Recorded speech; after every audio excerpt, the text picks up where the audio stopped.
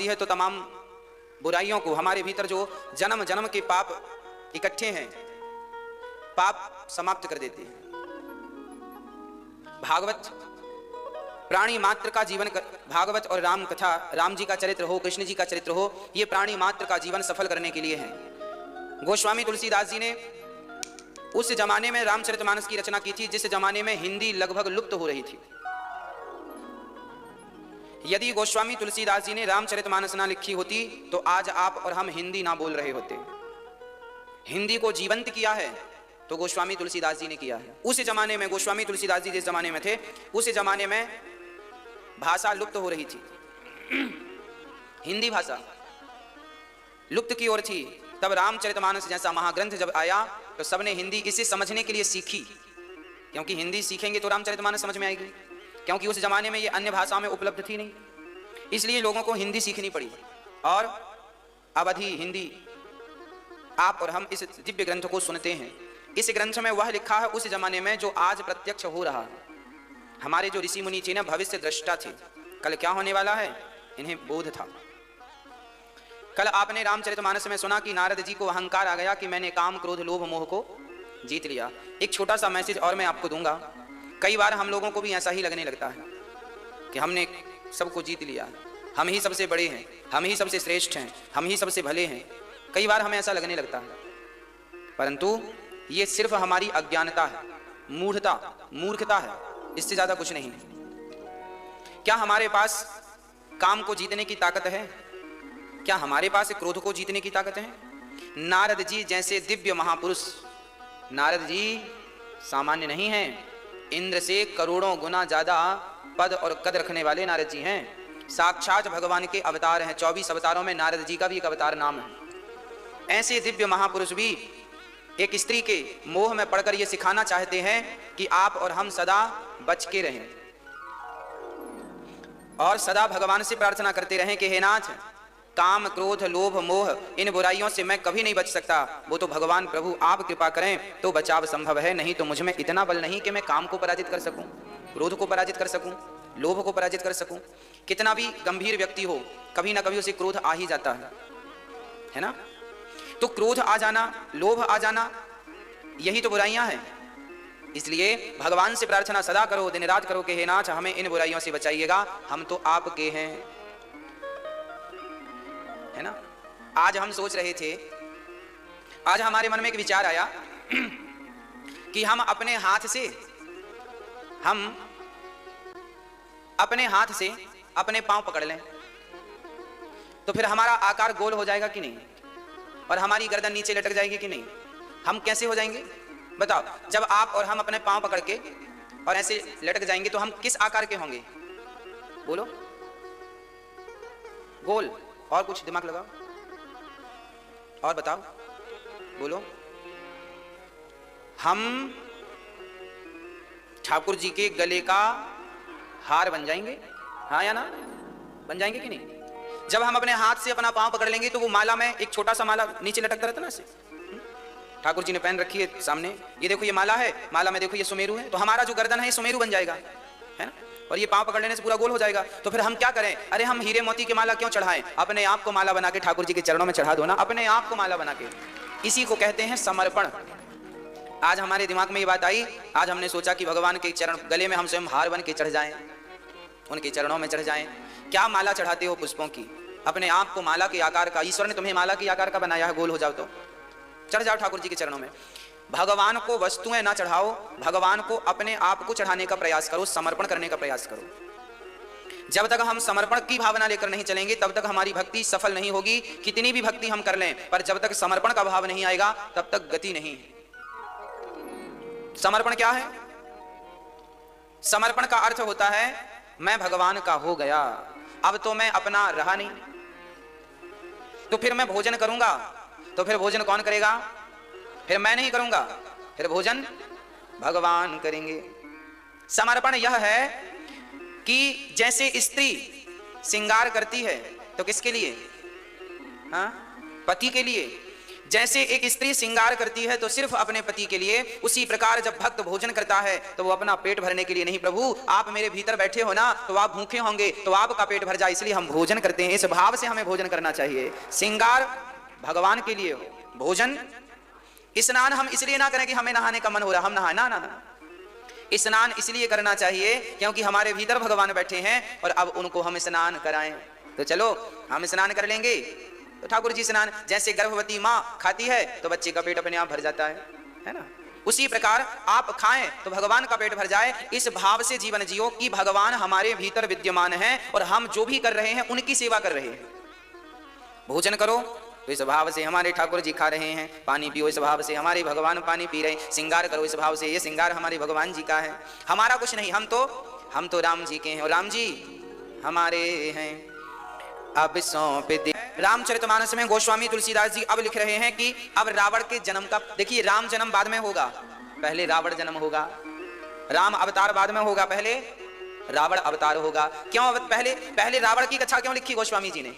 क्योंकि बेचारा रावण ना होता तो राम ना होते, इसलिए रावण का भी धन्यवाद देना चाहिए कि हे रावण देव, आपके कारण हमारे राम इस धरती पर आए, आप ना आते तो हम राम की कथा कैसे सुन पाते, कैसे कह पाते। तो राम की कथा यदि हमारे मध्य है तो केवल रावण की बदौलत है, हाँ या ना? राम की कथा हमारे बीच में है, समस्त कथा तो किसकी बदौलत है? इसलिए आप रावण को हल्का फुल्का ना समझिएगा। ये रावण कौन है? ये इसी का चरित्र है, सुनो। ये रावण जो था जिसे राम जी ने मारा, ये रावण पिछले जन्म में प्रताप भानु नाम का एक राजा था, उसी की कथा तुलसीदास जी लिख रहे हैं। हाँ, प्रताप भानु नाम का एक राजा था जिनके भाई का नाम था अरिमर्दन। प्रताप भानु बड़े धर्मात्मा राजा थे, ब्राह्मणों की बड़ी सेवा किया करते थे, है ना, बड़ा दान पुण्य करते थे, रोज ब्राह्मणों के चरण पखारते थे, रोज ब्राह्मणों की सेवा करते थे, रोज दान दक्षिणा देते थे। अच्छा, पहले हमारे भारत में ऐसा ही हुआ करता था, हम लोग ना बड़े दानी हुआ करते थे पहले, धर्मात्मा हुआ करते थे पहले, हमारा शरीर परोपकार के लिए हुआ करता था पहले। पर आजकल पता नहीं कैसी हवा चली है, आज के जमाने में लोग परोपकार करना भूल गए हैं। आज पहले के लोगों के भीतर दया ज्यादा थी, आज के लोगों के भीतर दया बिल्कुल नहीं है, निर्दयी हो गए हैं। निर्दयी ना होते तो बताओ बेटा माँ बाप को घर से क्यों निकालते हैं ना।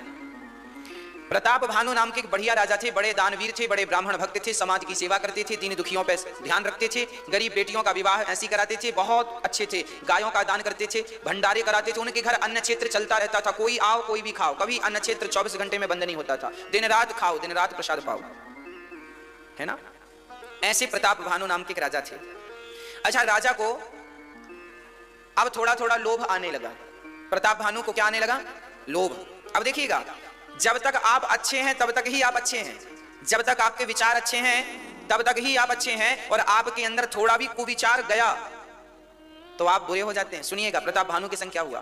प्रताप भानु बड़े अच्छे थे, अब वो आसपास के राजाओं को जीतने लग गए। चलो अच्छा था, पहले के राजा महाराजा युद्ध करते थे, वो अपने आप को सर्वश्रेष्ठ कहलाना चाहते थे, राजाओं से युद्ध करते, सबको पछाड़ देते, इतने बलवान थे प्रताप भानु, तेजस्वी थे, कोई राजा टिकता ही नहीं था उनके सामने।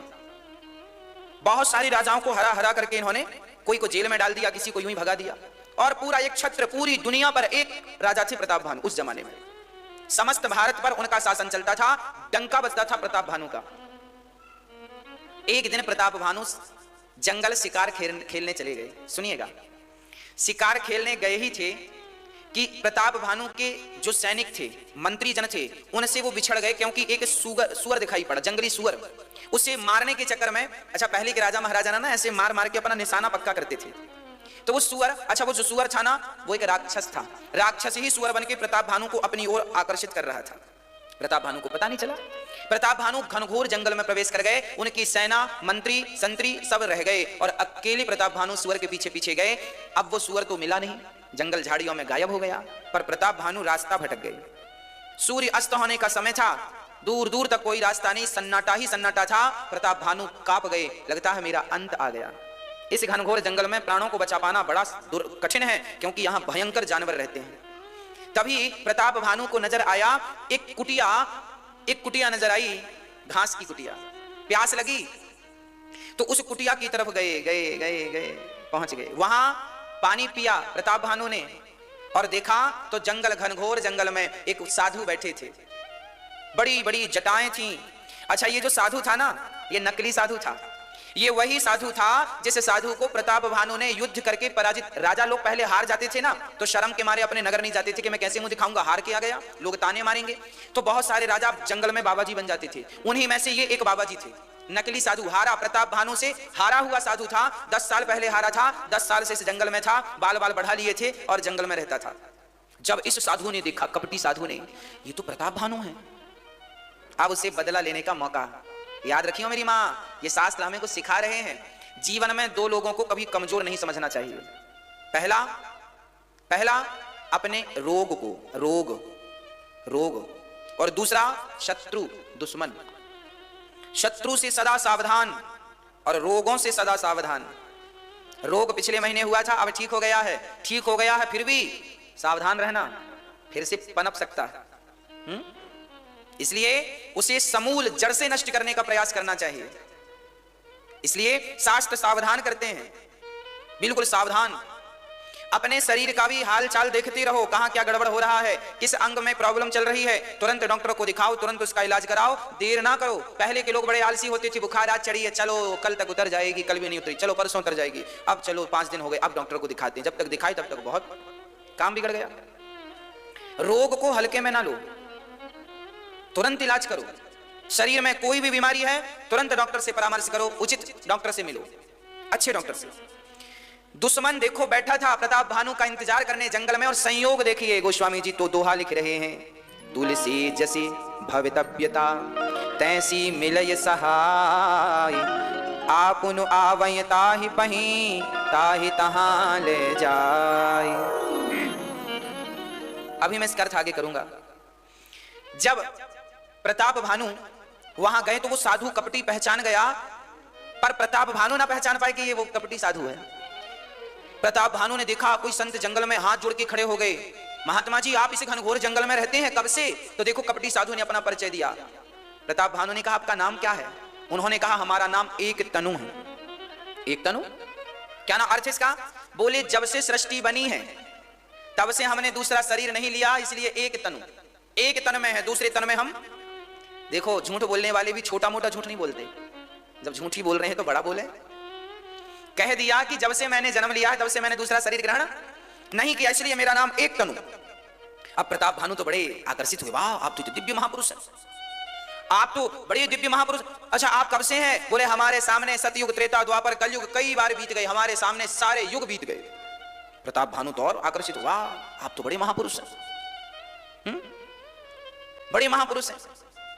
अच्छा ना, पाखंडी लोग ऐसे ही परिचय देते हैं अपना। आप लोग सावधान, मार्केट में भी ऐसे बहुत बाबा मिल जाएंगे आपको जो अपने आप को यही कहेंगे हम ही भगवान हैं, पौंड्रक जैसे, हम ही भगवान हैं। भगवान क्या है? हम ही भगवान। लोग कहते हैं बड़े बड़े बाबा, एक बाबा जी तो मंदिर में भगवान बने पूज रहे हैं, ये भी एक तनु कह रहे हैं अपने आप को, और आप पूज रहे हैं। इन बाबाओं की गलती नहीं है। देखो ना प्रताप भानु ने अब क्या गलती की। प्रताप, अरे गुरु जी आप तो महान हैं। हाँ हाँ बेटा हम तो महान हैं, बोल तुझे क्या चाहिए? प्रताप भानु ने कहा आप ऐसी कृपा करो हम भी ना मरें। आप नहीं मरते हैं तो हम भी ना मरें, जैसे गुरु वैसे ही चेला।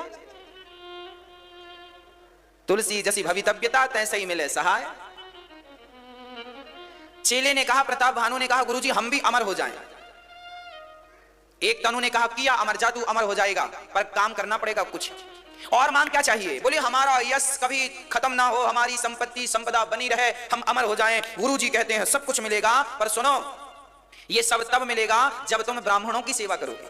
जाओ 1,51,101 ब्राह्मणों का भोजन कराओ।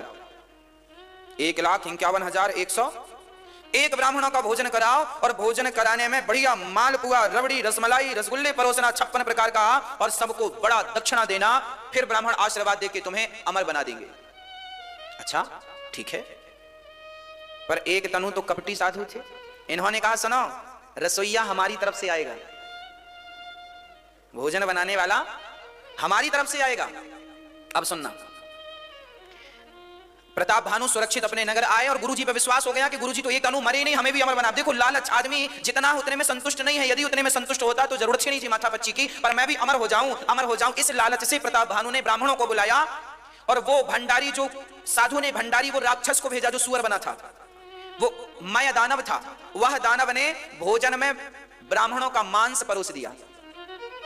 प्रताप भानु को लगा भंडारी हमारे गुरुजी भेजे हैं तो बढ़िया बनाएंगे, सामग्री दे दी, पर उसने गाय का मांस, बकरे का मांस और ब्राह्मणों को मार मार के, ब्राह्मणों का मांस पका के, और ब्राह्मण जब भोजन करने बैठे तो ब्राह्मणों की थाली पे ब्राह्मणों का मांस परोस दिया, गाय का मांस परोस दिया। और ब्राह्मण बड़े अच्छे थे, ब्राह्मणों ने कहा प्रताप भानु तो धर्मात्मा राजा है, ये तो बढ़िया खवाएगा। ब्राह्मण खाने ही वाले थे, अच्छा भोजन बनने के बाद पता नहीं चला कि ये मांस है ना। भाई कोई बहुत विद्वान व्यक्ति के घर हम जाएं, पंडित समझदार व्यक्ति के घर जाएं, धर्मात्मा के घर, तो हम ये थोड़ी उम्मीद करेंगे कि वो हमें मांस परोसेगा, हमें तो यही लगेगा बढ़िया 56 भोग परोसेगा। सारे ब्राह्मण भोजन पर बैठे हैं, 1.5 लाख ब्राह्मण भोजन पर बैठे हैं, और प्रताप भानु के भंडारी ने क्या परोस दिया? मांस परोस दिया। ब्राह्मण खाने वाले थे, पर वो ब्राह्मण बड़े तपस्वी थे, उन ब्राह्मणों का सत्य नष्ट ना हो जाए, यदि मांस खा लेंगे तो उनका सत्य नष्ट हो जाएगा। तब आकाशवाणी हो गई। देखो उस जमाने में देवता, जब आप अपने धर्म की रक्षा करते थे ना, तो धर्म भी आपकी रक्षा करता था, धर्मो रक्षति रक्षिता। तब आकाशवाणी हो गई, ब्राह्मणों ये भोजन उचित नहीं है, इसमें ब्राह्मणों का मांस है। अब सारे ब्राह्मण खड़े हो गए और आग बबूला हो गए, अरे राजा प्रताप भानु तुमने हमारा धर्म नष्ट करने के लिए बुलाया, जाओ हम सभी ब्राह्मण तुम्हें श्राप देते हैं, तुम राक्षस हो जाओ। क्या बन गए? राक्षस। वही प्रताप भानु ब्राह्मणों के श्राप के कारण रावण बना। अब सुनिएगा, प्रताप भानु राक्षस क्यों बने? क्योंकि उनके अंदर लोभ आ गया। क्या आ गया? लोभ। पाप के बाप का नाम क्या है? पाप के पापा का नाम। पाप की शुरुआत कहां से होती है? लोभ से। कोई आपसे पूछे कि पाप का बाप कौन है, तो पाप का बाप है लोभ। विचार करके देखो कि हमारे भीतर लोभ ना हो, आपके भीतर लोभ ना हो, तो आप कौन सा पाप करेंगे? आज लोग मर्डर कर रहे हैं, पीछे लोभ है, सुपारी मिलती है, पैसा मिलता है, लोग मर्डर कर देते हैं। हाँ, होता है कि नहीं? आज दुष्कर्म होते हैं, वो भी एक लोभ है, उन्हें सुख मिलता है उस काम से तो करते हैं। मतलब हर कार्य के पीछे, हर बुराई के पीछे हम, अब आप बताना, आप झूठ बोलते हैं तो किस लिए?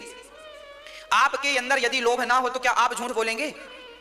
मतलब आपके भीतर यदि लोभ आ गया ना मेरी मां, तो आप पाप करने लग जाएंगे। यदि पाप को मिटाना है तो पाप को मत मिटाओ, अपने लोभ को मिटा दो, पाप अपने आप मिट जाएगा। पाप का तो कोई अस्तित्व ही नहीं है, पाप की मूल तो लोभ है, लोभ मिटा दो, खत्म। एक बहुत बड़े पंडित जी थे, काशी से पढ़कर के अपने गांव लौट रहे थे। चलते चलते चलते चलते थक गए। पहले के लोग लगभग पैदल ही चलते थे या बैलगाड़ी से। एक ब्राह्मण बालक काशी में पढ़कर बड़ा विद्वान होकर के अपने पिता के घर चला, गांव चला, तो रास्ते में थकावट लगी तो बैठ गया। एक सुंदर सा घर दिखाई पड़ा, पानी मांगा, भैया पानी मिलेगा। एक सुंदर सी महिला अंदर से आई, गिलास में पानी लाई, और वो पानी से भरा गिलास ब्राह्मण ने पिया। और जब पानी पिया तो पंडित जी ने पूछा ये घर किसका है? बोले वैश्या का घर है। पंडित जी ने पूरा पानी बाहर करने का प्रयास, ए बाहर निकल, वैश्या का पानी पी लिया मैंने। वैश्या बोली पंडित जी अब पानी बाहर नहीं आएगा, अब आप पी लिए हैं तो पी लीजिए। पंडित जी बोले, वैश्या बोली बैठ लो, गर्मी बहुत है, 5-10 मिनट रेस्ट कर लो, चले जाना। पंडित जी बोले तुम्हारे पानी पिला दिया, हमको बताना ना चाहिए था कि ये वैश्या का घर है, तुम वैश्या हो? हाँ हम वैश्या हैं। अरे राम राम राम। पंडित जी बोले अब हमें 100 माला जपना पड़ेगा तब तुम्हारे पाप से हमें मुक्ति मिलेगी, तुम्हारा पानी पी लिया हमने। वैश्या बोली गुरुजी थोड़ा सा भोजन भी कर लो। अरे राम राम राम राम राम, तेरे घर भोजन करेंगे? वैश्या के घर खाएंगे क्या हम? हमारा धर्म नष्ट करना चाहती हो क्या? हम ब्राह्मण हैं, तुम्हारे यहां नहीं खाएंगे, तुम गलत तरीके से पैसा कमाती हो, हम तुम्हारा पैसा स्वीकार नहीं करते। तब तक वो वैश्या एक सोने की मोहर लेके आई। बोले पंडित जी पैदल कब तक जाओगे, पैसे वैसे हैं? पंडित जी ने कहा पैसे तो नहीं है, सुनो ये मोहर रख लो, और यदि आप हमारे घर केवल 1 रोटी खाएंगे ना तो हम आपको 2 मोहर देंगे। पंडित जी बोले विचार करिए, अच्छा ठीक है ठीक है ठीक। पंडित जी ने कहा 2 मोहर मिलेंगे, मोहर सोने की। वैश्या ने भी कहा पैदल जाओगे, मोहर होंगी तो भाई रिक्शे से चले जाओगे, तांगा वांगा चलते थे उस जमाने में, पैसे होंगे तो तांगा मिलेगा, नहीं तो पैदल चलो। पंडित जी बोले अच्छा ठीक है 1 ही रोटी खाऊंगा, हाँ खा लेना, पर वो भी अपने हाथ से बनाऊंगा। हाँ हाँ पंडित जी बोले ठीक। वैश्या बोली ठीक है। वैश्या ने आटा, चूल्हा, बर्तन सब दे दिए। पंडित जी ने आटा लगाए और रोटी लगाने। वैश्या बोली सुनो आपके हाथ इतने कोमल हैं, कहां परेशान हो रहे हो, मैं आपको 5 मोहरें दूंगी यदि आप मुझे अवसर देंगे रोटी बनाने का। पंडित जी ने कहा 5 2 7, जल्दी पहुंच जाऊंगा काम। वैश्या ने कहा तुमने कपड़े बड़े फटे पहन रखे हैं, अरे धोती वोती खरीदना, कुर्ता उर्ता बढ़िया ले लेना, 2 पैसे रहेंगे, बुराई क्या है? और तुम तो कह रहे हो कि 200 माला जपोगी तो तुम्हारा पाप, तो खाने का 1000 माला जप लेना पाप खत्म। पंडित जी बोले बात ठीक कह रही हो, ठीक है अच्छा तुम बना दो। वैसे रोटी बनाने लगी, पंडित जी टुकुर टुकुर देख रहे हैं। अब जब रोटी बनी तो वैश्या ने कहा सुनो हम अपने हाथ से खिला दें। पंडित जी बोले ना तेरे हाथ से नहीं खाएंगे हम, खा लो 10 मोहर मिलेंगी 10 मिलेंगी 10। पंडित जी बोले जब इतना पाप हो ही रहा है तो फिर इतना और ठीक है। अब वो वैश्या ने रोटी तोड़ी, साग लगाई, पंडित जी ने मुंह खोला तो वैश्या ने रोटी तो नहीं खिलाई, एक गाल में जोर का थप्पड़ लगाया और रोटी वापस रख दी। उस वैश्या ने पूछा पंडित जी से पढ़ के आए हो, ये बताओ पाप के बाप का नाम क्या है? पंडित जी ने सारे वेद पुराण उलट पलट कर देखे, कहीं उनको पाप के बाप का नाम नहीं लिखा नजर नहीं, भाग ग्रंथों में थोड़ी लिखा है कि पाप का बाप कौन है। पंडित जी को उस वैश्या ने बताया पंडित जी आप इतना पढ़कर आए और आपको यही नहीं पता पाप का बाप कौन है। सुनो आप हमारे साथ सारा समझौता करने को तैयार हो गए, किसके कारण? लोभ के कारण। वो वैश्या बोली सुनो मैं आपका धर्म नष्ट नहीं करूंगी, मैं आपको अपने हाथ से ना भोजन कराऊंगी ना अपने घर की रोटी खिलाऊंगी, पर मुझे माफ करिएगा आज के बाद कभी भी लोभ के कारण अपने धर्म को जाने मत दीजिएगा। यदि यदि यदि धर्म चला गया और धन रहा तो धर्म को गवाकर उस धन का करोगे क्या? क्या करोगे? धर्मो रक्षति रक्षिता, धर्म की आप रक्षा करेंगे तो धर्म भी आपकी रक्षा करेगा। लोभ के कारण अपना धर्म त्याग देने वाले को ना इस लोक में शांति है ना परलोक में गति है। इसलिए बासी रोटी खा लो ठीक है, भीख मांग लो ठीक है, पर धर्म का त्याग करना ठीक नहीं। सुदामा गरीब थे पर उन्होंने अधर्म को नहीं अपनाया। सुदामा के एक मित्र थे, वो राजा के यहां जाकर, राजा शराबी था उनके राज्य का, वो राजा के यहां जाकर राजा के गुणगान गाते थे तो राजा मोहरा फेंक देता था। वो लेकर आते सुदामा से बोले चलो तुम भी एक दिन उनकी प्रशंसा करना, तुम्हें भी धन मिल जाएगा। सुदामा ने कहा मेरी जिह्वा गल जाए उस दिन, मेरी जिह्वा गल के गिर जाए उस दिन जिस दिन कृष्ण के अतिरिक्त किसी और की प्रशंसा मैं करूं। ये जिह्वा गल के गिर जाए उस दिन जिस दिन मेरी जिह्वा से कृष्ण के अतिरिक्त किसी और की प्रशंसा निकले। वाह ये धर्म है। हम गरीब हैं तो क्या हुआ? अमेरिका जापान पेरिस से भारत की कोई तुलना नहीं है। हम भले गरीब लोग हैं हमारे भारत के, पर हम लोग गरीब हैं तो क्या हुआ? धर्मात्मा है। हम अपने धर्म पर अडिग रहने वाले लोग हैं, हम धर्म का त्याग करने वाले नहीं हैं। कभी भी अपने धर्म का त्याग ना करो। धर्मो रक्षति रक्षिता। तो कहने का अर्थ यह हुआ कि सारे पापों का मूल कारण है केवल रावण का सर्वनाश हुआ। उसके सर्वनाश का मूल कारण क्या था? सीता को चुराया मतलब लोभ था, हाँ या ना? किसी का भी चरित्र उठाकर देख लो, जिन जिनका समूल नष्ट हो गया उनके पीछे उनका मात्र लोभ था। इसलिए लोभ ना करना, जितना विधाता दे दें उतना रखो और ईमानदारी से रखो। ईमानदारी से कमाओ, बेईमानी नहीं, गलत नहीं, ईमानदारी से। आपका वही है जो आपको ईमानदारी से मिल गया है, वो आपका नहीं है। ठीक है जी। इसलिए धर्मो रक्षति रक्षिता। प्रिय भक्तों, प्रताप भानु को श्राप इसलिए मिल गया क्योंकि उन्हें अमर होने का लोभ आ गया। अरे अमर होने का लोभ नहीं आता तो सब ठीक ठाक चल रहा था।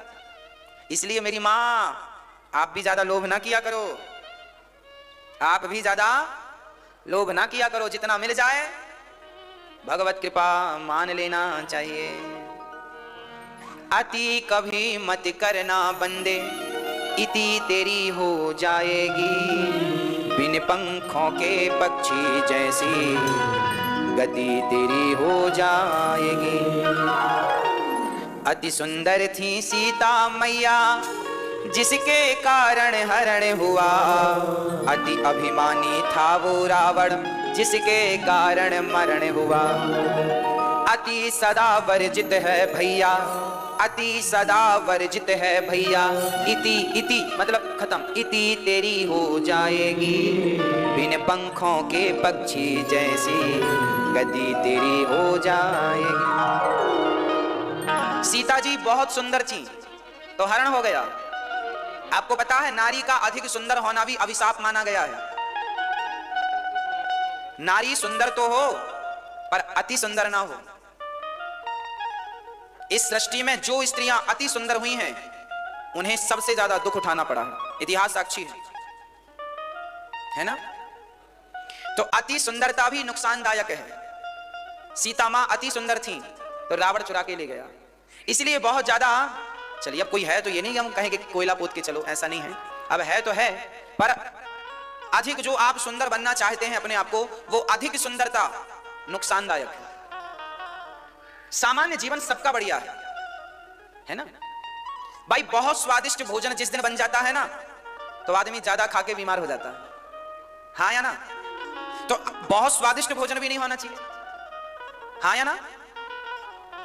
अति ना हो किसी चीज की, अमृत भी अति नुकसानदायक है। इसलिए अति बचन बोली पांचाली, महाभारत का युद्ध हुआ। अति दान दे करके राजा बलि भी बंधन युक्त हुआ। अति विश्वास न करना बंदे, अति विश्वास न करना बंदे, मति तेरी फिर जाएगी। बिन पंखों के पक्षी जैसी गति तेरी हो जाएगी। अति वचन बोली पांचाली महाभारत का। देखो अति वचन भी ना बोलना, मौन रहो तो ही अच्छा है, कम से कम विष मत घोलो। बोलो यदि पहले तुम तौलो फिर मुख को खोला करना। पुष्प नहीं बन सकते हो तो कांटे बनकर मत रहना। कहने का अर्थ यह हुआ अति ना बोलना, उतना ही बोलना जितनी की जरूरत हो। मैया ओ मेरी मां, हो गई पंचायत, हाँ और कर लो। अति बातें ना हो, अति वचन बोली पांचाली, ज्यादा ना बोला करो। हमारी माताएं कुछ भी बोल देती हैं अपनी बहू से, हमसे नहीं। तेरे बाप ने ये सिखाया है क्या, तेरी माँ ने ये सिखाया। हमारी माताएं बात बात में ताने बड़ा मारती हैं और सीधे माँ बाप पर जाती हैं, और यही फिर बुढ़ापे में तुम्हें दुखदाई बनता है। अच्छा मार लो ताने, बहू भी सो आएगा बुढ़िया का बुढ़ापा, तब देखेंगे। जाओगी कहां, फिर वो याद दिलाती है ब्याज सहे सारे ताने, है ना। इसलिए ताने आने ना मारा करो किसी को, सामान्य जीवन जिया करो। गलतियां सबसे होती हैं, मेरे से भी आपसे भी। बेटी की तरह बहू को रखो, मां की तरह सास को रखो, और प्यार से। सबसे गलतियां होती हैं, स्वीकार करो और सुधार करो, खत्म बात। यहां यह भी लिखा है अति दान ना करना। जितनी ताकत हो, जितनी इच्छा हो, जितने में प्रसन्नता हो, उतना दान करना। औकात से ज्यादा दान ना कर देना। हाँ राजा बलि ने सब कुछ दान कर दिया। अच्छा दान करने से नुकसान नहीं है, पर शास्त्र कहते हैं कि दान उतना करो जितने में आपके मन में तकलीफ ना हो। उदाहरण से समझते हैं, आपके पास 500 रुपए हैं और आपने पूरे 500 रुपए दान कर दिए, तो फिर किराया रिक्शे वाले को क्या दोगे? अरे घर जाने का किराया तो बचा लेते, है ना। इतना भाव में नहीं डूबना चाहिए कि पूरा ही दान कर दो। दान उतना करो कितना, आपकी कमाई 1000 रुपए है तो 1000 रुपए में आप 100 रुपए दान कर दो। आपकी कमाई 10,000 है तो 1000 दान कर दो, है ना। ईश्वर ने यदि दान देने के योग्य, आप 20,000 देने के लायक हैं तो 20,000 दान करिए। अब ऐसा ना हो आपके खाते में 50,000 पड़े हैं और आपने पूरी 50,000 दान कर दिए, ना गलत हो जाएगा। कल को आपको जरूरत पड़ गई तो कहां हाथ पसारोगे? इसलिए 50,000 पड़े हैं तो जो उचित है वो दान कर दो। 10,000 दान करो, 20,000 दान करो। भगवान ने तुम्हें लखपति बनाया है, करोड़पति बनाया है, तो फिर आप लाखों भी दान करो, कोई फर्क नहीं पड़ता। तो दान विचार करके करना चाहिए, और दान वहीं करना चाहिए जहां मन को संतोष मिले। अच्छा दान करने के बाद आपने सोचा हे भगवान हमने क्यों दे दिया, तो फिर आपको पाप लगेगा। इसलिए मैं बोल रहा हूं दान करने के पहले विचार कर लो। एक तो दान इच्छा है तो करो, नहीं है तो मत करो। अब हमने 200 रुपए दान कर दिए, बाद में सोचे क्यों दान कर दिए हमने, क्यों दे दिए। अब 4 बार सोच रहे हैं क्यों दे दिए, क्यों दे, फिर वो दान तुम्हें नुकसान कर जाएगा। दान ऐसा नहीं, दान प्रसन्नता से होता है और प्रसन्नता के लिए होता है। याद रखिए, प्रसन्नता से होता है और प्रसन्नता के लिए। दान देने में सुख मिलता है। आप कभी दान देकर देखिएगा, जब यहां अन्य क्षेत्र में लोग आते हैं ना, और जब लोग अपने हाथ से रोटियों का दान करते हैं ना अन्य क्षेत्र में, तो लोगों का मन ये होता है कि भगवान हमें ऐसा बनाए कि जीवन भर हम ही अन्य क्षेत्र करते रहें। मतलब दान देने से ना खुशी मिलती है। आप कभी किसी को एक रोटी खिलाकर देखिएगा, मुझे अनुभव है इस चीज का। मैंने जीवन में इतना सुख कभी नहीं पाया जितना सुख मैं रोटी देकर पाता हूं। दान देने में सुख है। हाँ, इसलिए आप आया करो, यहाँ अन्न क्षेत्र चलता है। आप जो दान करते हैं उस दान से यहाँ पर साधु संतों को, जरूरतमंदों को, हजारों लोग अन्न क्षेत्र का प्रसाद पाते हैं, बढ़िया प्रसाद पाते हैं। और आप भी आया करो, आप भी अन्न क्षेत्र का दर्शन किया करो, तो आपका मन। अच्छा, आप लोग जो दान करते हैं, आप लोगों को तसल्ली होती है कि नहीं दान देने के बाद? आपको ऐसा तो नहीं लगता महाराज जी सब रख लेते हैं, है ना? आपसे मैं विश्वास से कहता हूं, आप जितना दान करते हैं ना, उसमें और 1 रुपए जोड़ करके और उसे मैं सेवा में ही लगाता हूं मेरी मां। मुझे पता है कि जब मैं मरूंगा तो मेरे शरीर के कपड़े भी उतार लिए जाएंगे, बस 1-2 गज टुकड़ा कफन का ही पड़ता है ऊपर। मुझे पता है, मैं जानता हूं। मैं रोज सुनता हूं कि कोई शहर में कोई मर गया, कोई शहर में कोई मर गया। रोज मुझे यही लगता है एक दिन अपनी भी खबर सब जगह जाएगी कि फलाने जी मर गए, है ना? इस सच्चाई को मैं जानता हूं, इस सच्चाई को मैं स्वीकार करता हूं कि मुझे भी एक दिन अर्थी पर लेटना पड़ेगा। इसलिए मुझे पता है कि जो मैं इस संसार में अपने हाथ से दान पुण्य कर दूंगा वह मेरा है, और जो मैं बचा के रख लूंगा वो मेरा। इसलिए आप जो देते हैं मेरी मां भक्तों, उसमें और जोड़ करके उसे मां की सेवा में लगाया जाता है। आप कभी अन्न क्षेत्र आना और अन्न क्षेत्र में भोजन करके देखना। आप अपने घर पे भी वो चावल नहीं बनाते होंगे जो चावल यहाँ अन्न क्षेत्र में लोगों को बांटा जाता है। आप अपने घर पे भी ऐसी साग सब्जी नहीं बनाते होंगे। मुझे ये लगता है कि यहाँ पर भगवान खाने आते हैं। मैं ये भाव से अन्न क्षेत्र में जाता हूँ कि यहाँ जितने लोग प्रसाद पाते हैं ये भगवान है, और भगवान को तो अच्छे से अच्छा भोजन पवाना चाहिए ना। इसलिए अन्य क्षेत्र में जितने साधु संत जरूरतमंद प्रसाद पाते हैं, मेरा ये भाव होता है कि यह भगवान है। मैं पूजा नहीं करता मेरी माँ, मैं तो इनकी सेवा ही पूजा समझता हूँ। सुबह 8 बजे से कभी बंदरों की सेवा की पूजा है ना, तो कभी इन भक्तों को भोजन की पूजा है। इनको जब पेट भर के भोजन करा देते हैं तब मन को संतोष हो जाता है, चलो आज का दिन अच्छा गुजर गया। किसी के काम आया, हमारी मेहनत किसी के काम आ जाए, हमारी वाणी किसी के काम आ जाए, हमारा कार्य किसी के काम आ जाए, बस। मैं लोगों को देखता हूं, मैंने एक सज्जन को देखा, उनके हाथ काम नहीं कर रहे थे, ये वाला हाथ काम बिल्कुल नहीं कर रहा था। मैं डर गया, मैंने कहा हे बेटा, मैंने कहा हे भगवान देखो तो इनका हाथ काम नहीं कर रहा है। मैंने पूछा भैया कब से काम नहीं कर रहा है? बोले 1 साल से। मैंने कहा जब काम कर रहा था तब तुमने कौन सा काम किया? रोने लग गए। जब काम कर रहा था ना ये हाथ, तब किसी को इस हाथ से रोटी नहीं दी।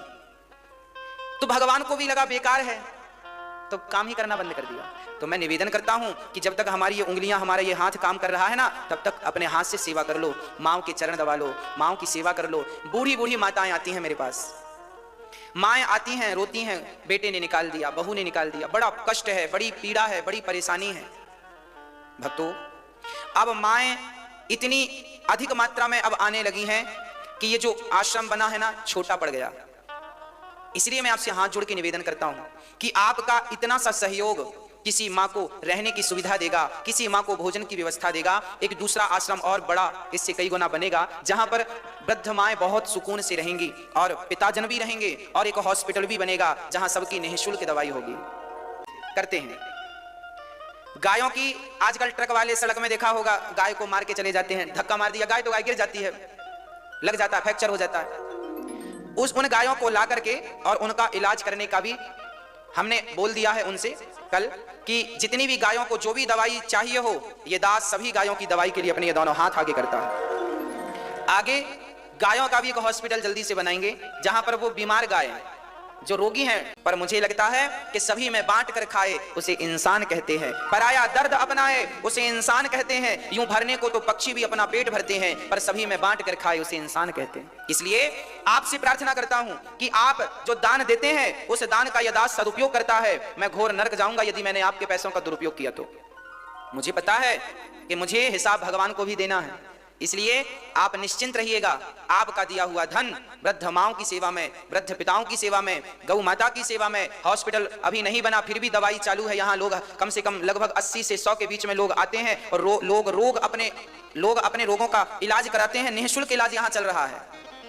आज से एक सेवा और चालू हो गई कि गायों की सेवा, गाय वो जो फुटपाथ पर बीमार पड़ी हैं, जिनकी जानकारी अब हम यहाँ के जो सेवक हैं गायों की सेवा करते हैं, एक टीम बनाकर हम अब दूर दूर भेजा करेंगे कि कहाँ कहाँ गाय है, तो वहां से गायों को देखो क्या बीमारी है उसे। कई बार गाय को सरिया लग जाता है, तो उसका इलाज ना होने से ना मक्खी बैठ जाने से कीड़े पड़ जाते हैं, फिर कीड़े पड़ जाते हैं तो फिर वो गाय मर जाती है। यदि सही समय पर इलाज मिल जाए तो वो गाय नहीं मरती। तो थोड़ी सी जागरूकता हम सब में आ जाए। आपका एक एक रुपए ये दास केवल सदुपयोग के लिए खर्च करता है। मेरी मां, विश्वास रखिएगा, 1 करोड़ वृक्ष भी आपको मैं दिखाऊंगा कि देखो अभी 30 वर्ष का हूं ना, 35 वर्ष का होते होते ठाकुर जी चाहेंगे तो 1 करोड़ वृक्ष का जंगल आपको दिखा दूंगा। ये रहे आपके 1 करोड़ वृक्ष, और पूरे जिंदा, ये नहीं कि पेड़ लगाए और सूख गया ना। आप बस धैर्य रखिएगा, आपको सब कुछ दिखेगा बहुत जल्दी। गरीब परिवार के बच्चों की शिक्षा भी निःशुल्क होगी, कक्षा 1 से 12वीं तक निःशुल्क होगी। काम बहुत सारे हैं मेरी माँ, बस आप अपने ये दोनों हाथ आगे बढ़ाते रहिएगा। कल को ये हाथ आगे बढ़ने के लायक रहें कि ना रहें, इससे भी तो हम और आप नहीं जानते। इसलिए यदि मैं आपको पता है, मैं सुबह उठ करके रात को जब तक सो नहीं जाता तब तक काम करता हूं, केवल इसलिए कि मेरे साथ भगवान ने बहुत सारी जिम्मेदारी दे रखी है। मैं ही सो जाऊंगा तो फिर इन जिम्मेदारियों को निभाएगा कौन। आप भी 1 घंटा और काम किया करो, इसलिए कि आपका एक भाई आपसे भीख मांगता है, आपका एक बेटा आपसे भीख मांगता है। इसकी झोली में भीख इसलिए डालो क्योंकि इसकी झोली में भीख डालोगे तो इसके द्वारा तमाम वृद्ध माओं की सेवा होगी, अन्न क्षेत्र चलेगा, वृक्ष लगेंगे और गाय स्वस्थ होगी, बच्चों को शिक्षा मिलेगी, लोगों को इलाज मिलेगा। इतना सारा काम आपकी भिक्षा से होता है। इसलिए ये दास अनिरुद्ध आप सभी से भिक्षा मांगता है। आप अपनी सामर्थ्यता के अनुसार किसी एक मां को 21,000 रुपए देकर आप गोद ले सकते हैं, किसी एक पिता को आप सहयोग कर सकते हैं, आश्रम के निर्माण में छत के लिए सहयोग कर सकते हैं, एक कमरा बनाकर के वृद्ध माओं के नाम समर्पित कर सकते हैं। मुझे नहीं पता कि ईश्वर ने आपको किस योग्य बनाया है, पर विधाता ने जिस योग्य बनाया है उस प्रकार की आप सेवा इसलिए करें क्योंकि आपका एक बेटा, आपका एक भाई, आपका एक दास यहाँ सेवा के लिए खड़ा है और आपके बिना मैं अधूरा हूं। इसलिए आओ हम सब मिलके, ये सेवा तो हमारे राष्ट्र की सेवा है, यही तो देश की सेवा है। आओ कुछ अच्छा सोचते हैं, कुछ अच्छा करते हैं। समाज सीखेगी, कल को प्रेरणा मिलेगी समाज को। कल को मैं तो नहीं रहूंगा, पर जो मैं करके जाऊंगा ना, आने वाले हजारों साल तक लोग सीखेंगे। जैसे पंडित मदन मोहन मालवीय जी विद्यालय बनवा के गए, विश्व हिंदू यूनिवर्सिटी बनारस में, वो तो चले गए बनाकर, पर आज भी वहां शिक्षा मिल रही है और वहां के पढ़े बच्चे बड़े योग्य बन रहे हैं। तो यदि वो ये काम कर सकते हैं तो हम क्या कमी है, क्यों नहीं कर सकते। पंडित मदन मोहन मालवीय जी ने भी भीख मांग करके विद्यालय बनाया था, पता है आपको, भिक्षा मांग कर बनवाया था। एक राजा के द्वार पर पंडित मदन मोहन मालवीय जी मांगने गए कि भाई हम यूनिवर्सिटी बनवा रहे हैं, हमारे भारत के बच्चों को अमेरिका, जो सपना मेरा है वही सपना वो देखा करते थे कि मेरे भारत के बच्चे अमेरिका पढ़ने ना जाएं, ऐसी विद्या मैं यहां दूं ताकि हमारे भारत के बच्चे भारत में पढ़ें। अमेरिका में पढ़ेंगे तो अमेरिका का कल्चर सीख के आएंगे, फिर भारत के कल्चर को दूषित करेंगे। आज लोग कहते हैं ना भारत में कुछ नहीं है, भारत में कुछ नहीं है, ये वही लोग कहते हैं जो भारत में पढ़े ही नहीं। पढ़े होते तो अपनी माटी को गाली ना देते। अरे भारत जैसा कहां पाओगे, भारत जैसा सुख कहां पाओगे। पंडित मदन मोहन मालवीय जी ने सपना देखा था, मैं यूनिवर्सिटी बनाऊंगा और भारत के बच्चों को, भारत में आज विदेशों के लोग भी वहां पढ़ने आते हैं। काशी में यूनिवर्सिटी है, आपने सुना होगा, विश्व हिंदू यूनिवर्सिटी, BHU बोलते हैं शॉर्ट फॉर्म में। पंडित मदन मोहन मालवीय ने इतनी बड़ी यूनिवर्सिटी बनाई, सब प्रकार की भाषाओं की पढ़ाई होती है, सब प्रकार की PhD वहां पर अवेलेबल है, उपलब्ध है। उन्होंने भीख मांगकर वो यूनिवर्सिटी बनवाई थी। एक राजा के पास मांगने गए, भैया हम यूनिवर्सिटी बना रहे हैं, कुछ दान करो, तो राजा ने जूता फेंक के मारा था। पंडित मदन मोहन मालवीय को राजा ने अपना जूता सिंहासन से फेंक कर मारा, भिख मंगे आ गए भीख मांगने। तब पंडित मदन मोहन मालवीय जी ने राजा के जूते को उठाकर अपने हाथ से लेकर कहा, राजा साहब मैं बड़ा प्रसन्न हूं, आपके द्वार पर आया और आपने मुझे निराश नहीं किया। कोई बात नहीं, किसी ने धन दिया, उनके पास धन था तो धन दिया, आपने जूता दिया है, कोई बात नहीं, मैं इसे संभाल के रखूंगा, मैं इसकी नीलामी करके और मैं धन इकट्ठा करके मैं उसमें लगाऊंगा। और वो चौराहे पर गए और नीलामी कर दी, राजा का जूता है, कौन कितने में खरीदेगा। लोग आ गए, बोली लग गई, ये जूता इतने का। राजा को खबर लगी, राजा दौड़े दौड़े आए, पंडित मदन मोहन मालवीय जी को प्रणाम किया, क्षमा कीजिएगा, आप जैसे महापुरुष का हमने अपमान किया। बहुत सारा धन देकर के उनसे माफी मांगी और उस धन को पंडित मदन मोहन मालवीय जी ने BHU बनवाई। पंडित मदन मोहन मालवीय जी अब नहीं रहे, पर वो BHU आज भी है, उनकी यूनिवर्सिटी आज भी है और हमारे और आपके बच्चों के लिए है। उसी प्रकार कल को हम नहीं रहेंगे, पर हमारे द्वारा बोया गया धर्म का बीज जरूर रहेगा और वो समाज को प्रेरणा देता रहेगा, समाज को प्रेरित करता रहेगा। इसलिए कहता हूं कि आपका एक छोटा सा सहयोग बहुत बड़ी क्रांति लेकर आने वाला है भारत में। मैं आपको विश्वास दिला दूं कि ये जिस प्रकार की शिक्षा भारत में चल रही है, हम जब शिक्षा देंगे यहां तो भारत गर्व करेगा कि वाह ये विद्यालय है, गरीब से गरीब व्यक्ति का बालक निःशुल्क पढ़ेगा और अच्छी से अच्छी पढ़ाई पढ़ेगा। अभी तो विद्यालय बनाऊंगा, ठाकुर जी और आपका प्रेम बना रहा तो वहीं यूनिवर्सिटी भी बनेगी आगे।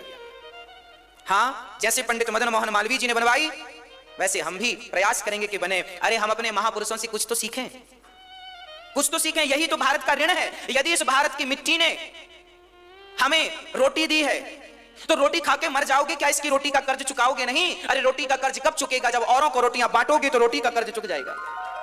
मैंने पढ़ाई की है, शिक्षा पाई है, तो इस शिक्षा का कर्जा मेरे ऊपर चढ़ा है। ये शिक्षा का कर्जा कब उतरेगा? जब मैं दीन दुखी गरीब बच्चों को शिक्षा दान करूंगा फ्री में, तब ये शिक्षा का कर्जा उतरेगा। मैं ऋणी होकर मरना नहीं चाहता। मैं यदि पेड़ों से ऑक्सीजन लेता हूं, आपने भी ली है, मैं भी लेता हूं, मैं यदि ऑक्सीजन लेता हूं तो मेरा कर्तव्य है कि मैं ऑक्सीजन वापस करूं। और वो वापस कैसे करूंगा? आपके सिर पर भी जो कुछ कर्जे हैं प्रकृति के, उन कर्जों को थोड़ा सा कम कर लो। हम पूरा, प्रकृति तो हमारी माँ है। जैसे बेटा कभी माँ का कर्जा नहीं चुका सकता, ऐसे हम अपनी प्रकृति का कर्जा तो नहीं चुका सकते, भारत माँ का कर्जा तो नहीं चुका सकते, पर जिस प्रकार भारत माँ के काम आ सकते हैं उस प्रकार तो आ जाएं। हाँ, आओ हम काम आते हैं अपनी भारत माता के। अच्छे से अच्छा इलाज मिले लोगों को, वो भी निःशुल्क, ये व्यवस्था ये दास करना चाहता है। और उसके लिए आपसे हम भीख मांगते हैं। आपका योगदान एक हॉस्पिटल करोड़ वृक्ष लगाने के काम आएगा। 1 करोड़ वृक्ष लगाने के लिए जगह चाहिए, वो जगह भी हमें लेनी है, वो जगह भी हमें लेनी है। ऐसा नहीं किसी की भी जगह में पेड़ गाड़ देंगे तो वो निकाल फेंक देगा, उसके लिए जगह भी लेनी पड़ेगी। लंबा काम है, बस आप यूं ही जुड़े रहें, आशीर्वाद देते रहें, भगवान से प्रार्थना करते रहें। बिहारी जी सब सुन रहे हैं और मेरा संकल्प यदि परमार्थ के लिए है तो मुझे विश्वास है कि कोई साथ दे ना दे, मेरे बिहारी जी मेरे साथ है, मेरे राम लला मेरे साथ है, क्योंकि मेरा हर कार्य, मेरे हर विचार केवल परमार्थ के लिए है। और मुझे तो विश्वास ये भी है कि आप सभी मेरे साथ हैं। हाँ, तो अति वचन ना बोलना और ध्यान रखना कि किसी का दिल ना दुखे। प्रताप भानु को श्राप लगा, प्रताप भानु क्या बने? रावण बन गए। ब्राह्मण का श्राप, ब्राह्मण का आशीर्वाद आपको इंद्रासन दे सकता है और ब्राह्मणों का श्राप रावण बना सकता है। इसलिए ब्राह्मणों का सम्मान किया करो, अपने से बड़ों का, गुरुजनों का सम्मान किया करो, माता पिता का आदर किया करो। वह रावण, अब गोस्वामी तुलसीदास जी महाराज लिखते हैं कि प्रताप भानु का भाई कुंभकर्ण बना और प्रताप भानु का मंत्री धर्मरुचि विभीषण बना। और गोस्वामी जी लिखते हैं तीनों ने तपस्या की। कुंभकर्ण, रावण, विश्रवा पुत्र रावण बना, विश्रवा का पुत्र रावण, कुंभकर्ण और विभीषण। लोग कहते हैं कि विभीषण के पिता अलग है ना, विभीषण के पिता विश्रवा ही है, मां अलग है ना। तो रावण, कुंभकर्ण और विभीषण, जब इनका जन्म हुआ ये बड़े बलशाली थे। इन्होंने तपस्या की, एक घनघोर जंगल में तीनों भाइयों ने एक साथ तपस्या की। ब्रह्मदेवाय नमः, ब्रह्मदेवाय नमः। ब्रह्मा जी प्रसन्न हो गए। हाँ बेटा वरदान मांगो, क्या चाहते हो? तो रावण ने वरदान मांगा, हम काहू के मरही न मारे, हे ब्रह्मा जी हमें अमर कर दो, हे ब्रह्मा जी हमें अमर कर दो। क्यों कर दे भैया अमर? रावण बोला हम काहू के मरे ना, ऐसी कृपा करो कि हम किसी के मारे ना मरे। लो, ब्रह्मा जी बोले हम ही अमर नहीं है, तुम्हें क्या अमर करें, हम ही अमर नहीं है। तो रावण बोला, फिर रावण बड़ा तपस्वी था। अच्छा, रावण के साथ एक समस्या थी, बेचारा करवट नहीं ले पाता था। पूछो क्यों? 10 सिर थे। अब सोचो आपके 10 सिर हो जाए, करवट कैसे लेगा? बेचारा करवट लेके नहीं सोता था।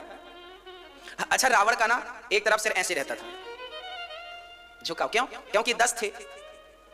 अब हिसाब लगाओ, 10 थे तो 1 2 3 4 5 6 7 8, एक तरफ 5, एक तरफ, तो जिस तरफ 5 रहे होंगे उस तरफ रावण की गर्दन सीधी नहीं रही होगी। क्यों?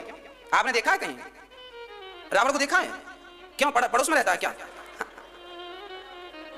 रावण के साथ एक समस्या है, बेचारा टेढ़ी गर्दन करके चलता होगा, सीधी गर्दन, और चित्त सोता होगा। परेशान तो मंदोदरी होती होगी। रावण बोला जरा मुंह पहुंचना, तो मंदोदरी बोली कौन सा मुंह पहुंचूं, इस तरफ से 3रे नंबर का, किस तरफ से 4थे नंबर का। मंदोदरी बड़ी परेशान, कौन सा मुंह पहुंचूं। कभी रावण बोला कि जरा यहां खुजला दो, क्योंकि रावण का हाथ इस तरफ आखिरी वाले मुंह तरफ थोड़ी जाता होगा। तो रावण के मुंह में खुजली, मंदोदरी से बोला जरा खुजलाओ। तो रावण, मंदोदरी बोली कौन सा, इस तरफ वाला खुजलाऊं किस तरफ वाला। बड़ी समस्याएं हैं। अच्छा, 10 सिर होने आपके हो जाए तो क्या करोगे आप? फिर आप कौन से वाले से खाओगे? इस वाले से पानी पियोगे, इस वाले से खाओगे, नाश्ता इस वाले से। और सबसे बड़ी समस्या तो ब्रश करने की होगी। एक तो आदमी ठीक ठाक कर लेता 2-3 मिनट में। अब रावण का हुआ तो दूसरा वाला सिर में ब्रश कैसे करता होगा रावण? दातून, 10 तो दातून चाहिए। एक का कुल्ला हो गया पर दूसरे का बच्चा, बड़ी समस्या है। क्यों? इसलिए कहते हैं एक सिर ही ठीक है साहब, 2 भी नुकसानदायक है। अच्छा, रावण के 10 सिर कैसे थे? रावण के देखने में 10 सिर नहीं थे। 10 सिर का अर्थ यह नहीं था कि रावण के 10 खोपड़ियां थी ना, रावण का सिर एक ही था। फिर 10 सिर कैसे कहा गया? आपने भी देखा होगा, जो अभी हम लोगों ने टीवी पर सीरियल रामायण देखा ना, रामानंद सागर जी ने जिस रामायण को बनाया है, उस रामायण में कहीं भी रावण के 10 सिर नहीं दिखाए गए। कारण यह है, और रामानंद सागर तो ठीक है, शास्त्रों में भी कहीं 10 सिर का उल्लेख नहीं है, और जहां है वहां इस भाव से नहीं है कि 10 सिर थे। 10 सिर का अर्थ यह है, 10 सिर का अर्थ है 10 प्रकार की इच्छाएं। रावण की इच्छाएं कितनी थी? अनंत। जितनी इच्छाएं उतने सिर। कहने का अर्थ यह है कि रावण बहुत इच्छाओं को रखने वाला व्यक्ति था। उसे जितना मिलता जाता वो और असंतुष्ट होता जाता, और मिले और मिले और मिले। जो व्यक्ति बहुत हाय अति लोभी है ना, उसके इतने ही सिर होते हैं। बात बात पर मुकुर जाना। जब आप लोगों के कितने सिर हैं? चलो मैं आपके भी 2-4 गिनाता हूं। जब आप अपनी बेटी का विवाह करने जाते हैं तो आपका सिर कैसे होता है? भैया बेटी बड़ी लक्ष्मी है, अच्छी बेटी है, संस्कारी है। जब आप अपनी बेटी का हाथ लेकर जाते हैं किसी के घर तो क्या होता है? सिर आपका कैसे होता है? दीन। और जब आपके घर कोई बेटी वाला आ जाए लड़के के, अरे साहब 20 लाख चाहिए, तब आपका सिर अलग होता है, आपका रुतबा अलग होता है। तो एक वो सिर था, एक ये। अच्छा, जब आप किसी से कर्जा लेते, भैया 5000 की बहुत जरूरत है, जरा दे दो, 5000 दे दो। फिर सामने वाला जब आप पैसा मांगते हैं तो आपका सिर कैसे होता है? दे दो दे दो दे दो। और जब वो मांग, भैया 5000 बाप, अरे खा के भागे जा रहे हैं क्या? लो, तो 2 सिर हो गए ना यहाँ, 2 वो लड़की वाले, 2 ये। हाँ, ऐसे हम लोग तो कितने सिर बदलते हैं। रावण के 10 सिर थे। इसका तात्पर्य यह है कि रावण का नाम था दशानन। 10 प्रकार की तमाम इच्छाएं रावण किया करता था, अनंत इच्छाएं थी उसकी। चलो, अब कितने सिर थे इस पे क्या माथा पच्ची करें, हम तो कहते हैं एक ही रहे तो अच्छा है। रावण कहता है हम काहू के, ब्रह्मा जी से कहा हम काहू के मरे ही ना, हम मरे ना। ब्रह्मा जी बोले देखो ये संभव नहीं है, मरना तो पड़ेगा। फिर रावण चतुराई से बोला 10 सिर वाला है ना, 10 प्रकार का, आपका एक दिमाग है, उसके बाद 10 दिमाग। बोला पानर मनुज जाति दुई बारी। क्या कहता है रावण? हम 2 लोगों से मर जाएं। किन से? एक या तो बंदर से मर जा, या तो इंसान से, मनुष्य से। किसी ने रावण से कहा रावण तुमने क्या? ब्रह्मा जी बोले तथास्तु। रावण से किसी ने कहा कितना मूर्ख है तू, अरे कोई ऐसे वरदान मांगता है? अरे बंदर और मनुष्य से मरने का कोई भी मनुष्य ठोक देगा। रावण बोला ऐसे थोड़ी ठोक देगा, बंदर तो हमें मार नहीं सकते क्योंकि हम तो उन्हें मार के खा जाते हैं। रही मनुष्यों की बात, तो रावण ने बोला है हम मनुष्य के हाथ मरेंगे। मनुष्य किसे कहते हैं? जिसके अंदर काम ना हो, क्रोध ना हो, लोभ ना हो, मोह ना हो, उसे मनुष्य कहते हैं। शुद्ध क्वालिटी का मनुष्य तो वही है ना, मनुष्य। रावण बोला अब मैं मनुष्य किसी को रहने ही नहीं दूंगा, सबको। रावण ने आज मनुष्य कौन है बताओ? हम मनुष्य हैं क्या? अरे हम भी 24 कैरेट के मनुष्य नहीं हैं, 100% तो हम भी मनुष्य नहीं है। हम में भी काम, क्रोध, लोभ, मोह, लाखों करोड़ों बुराइयां तो हम में है, इस शरीर में है। इन बुराइयों ने हमें मिलावटी बना दिया है, इसलिए हमारी शुद्धता चली गई। शुद्ध मनुष्य कौन है? अरे मनुष्य शुद्ध कैसा होता है? भगवान राम ने अवतार लेकर बताया, देखो जैसे विचार मेरे हैं, जैसे आचरण मेरे हैं, ऐसे तुम्हारे हो जाएं तो अपने आप को शुद्ध समझ लेना, नहीं तो शुद्ध ना समझना। रावण शुद्ध मनुष्य से मरेगा, और मनुष्य कौन?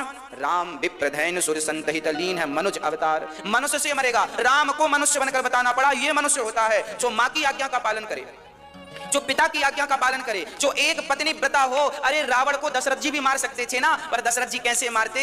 दशरथ जी की तो 3 पत्नियां थी, मनुष्य नहीं थे। राम राम राम थे, पर राम जैसी मनुष्यता तो नहीं थी ना। राम जैसी मनुष्यता से ही रावण जैसा दैत्य मरेगा। इसलिए 2 लोगों से मरने का उसने कह दिया, मैं बंदर से मरूं या मनुष्य से मरूं। तब ब्रह्मा जी ने एवमस्तु कहा, ठीक है। अब कुंभकर्ण के पास ब्रह्मा जी गए, कुंभकर्ण को देखा, हे भगवान इतना बड़ा, ये तो 7 दिन में सारा संसार खा जाएगा। हम लोग पूरे दुनिया के लोग जितना 7 दिन में खाते हैं, इतना कुंभकर्ण 1 दिन में खा जाएगा। इतनी खुराक थी, इतना विशाल था। ब्रह्मा जी समझ गए सब खा जाएगा तो फिर लोगों को क्या बचेगा, फिर आप क्या खाएंगे, फिर हम क्या खाएंगे। तो ब्रह्मा जी ने सरस्वती को बुलाया, आओ।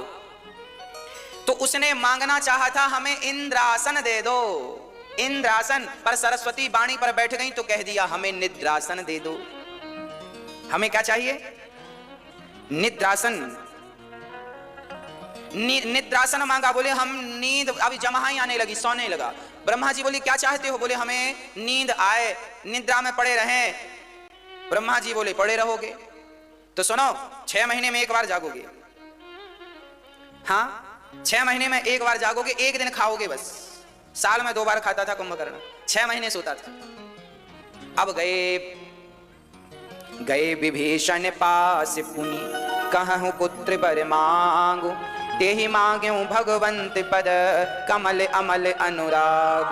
विभीषण के पास गए तो विभीषण से ब्रह्मा जी ने कहा तुझे क्या चाहिए? तब विभीषण ने कहा हे नाथ, मुझे ऐसा वरदान दो कि मेरी इन आंखों से मुझे भगवान का दर्शन हो जाए, मुझे ये वरदान दे दो। ब्रह्मा जी बोले वाह, तुम्हारे जैसा भक्त श्रोमणी कोई नहीं है। वरदान दे करके ब्रह्मा जी चले गए। अब रावण बहुत डांटा दोनों भाइयों को, नींद मांग ली तुमने और तुमने भगवान, ये क्या भगवान भगवान लगा रखा है। विभीषण से बिल्कुल तालमेल नहीं बैठती थी रावण की। अब रावण तो बड़ा बलवान हो गया, लंकापति बन गया। शंकर जी ने पार्वती के लिए लंका बनाई, खुद मांग लिया, चलिए लंकापति रावण बन गया। अच्छा, रावण के भाई का नाम था कुबेर। कुबेर के पास एक बढ़िया सा हेलीकॉप्टर था, पुष्पक विमान। तो आज रावण ने अपने भाई से युद्ध किया, चल विमान दे, मैं बलवान हूं। कुबेर से विमान छीन कर खुद उड़ता था, सब जगह जाता था। अब तो रावण के बढ़िया मजे हो, जुआड़ी बढ़ गए, चोर बढ़ गए, लंपट स्त्री लंपट, किसी भी बहन बेटी को कभी भी परेशान करने लग जाएं, ऐसे लोग रावण के यहाँ। अब रावण ही ऐसा था, कोई भी नारी दिखे तो उठा के। रावण ने केवल सीता का हरण किया ऐसा नहीं, सीता हरण के पहले रावण कई स्त्रियों का हरण कर चुका है। एक बार वेदवती का हरण करने गया था रावण।